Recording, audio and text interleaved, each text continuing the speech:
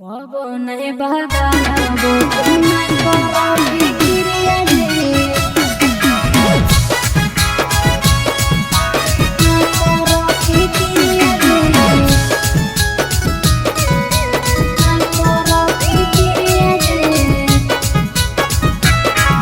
Recording studio एकंगल सराय। कोई जाति देख लेते हो जैते लगे गाँव में तू समन गई पूछो अमर ज्यादा गे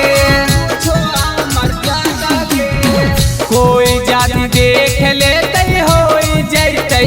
लगे गाँव में तू समन गई पूछो अमर ज्यादा गे माथावा पर हथावा धर के खाहियो किरिया रे माथावा पर हथावा धर के खाहियो किरिया रे कबो नहीं बदलाबो तुना करो फिक्रिया रे कबो नहीं बदलाबो तुना करो फिक्रिया रे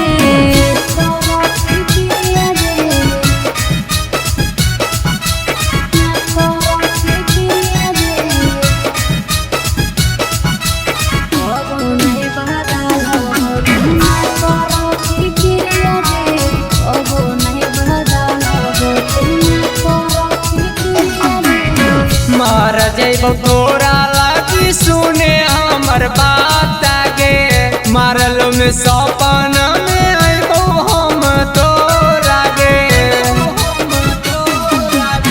मर जैब तोरा लगी सुने हमर बात गे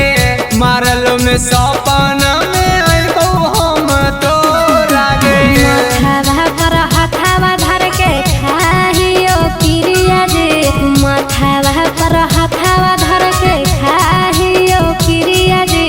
कबो नहीं बदलाबो तुना करो फिक्रिया रे कबो नहीं बदलाबो तुना करो फिक्रिया रे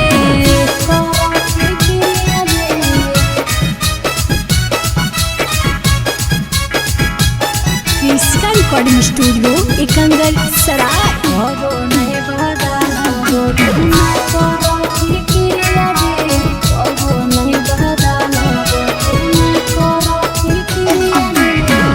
अहिरैयनुआ छौड़ी ना भूलै तोरा गे रोही सावस करहनी छौड़ी तू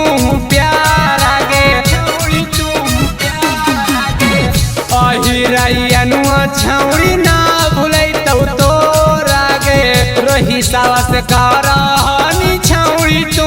प्यारा गे माथावा पर हथावा धर के खाहियो किरिया रे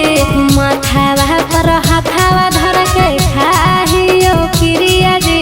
कबो नहीं बदलाबो तुना करो फिक्रिया रे कबो नहीं बदलाबो तुना करो फिक्रिया रे। इसका रिकॉर्डिंग स्टूडियो एकंगल सराय।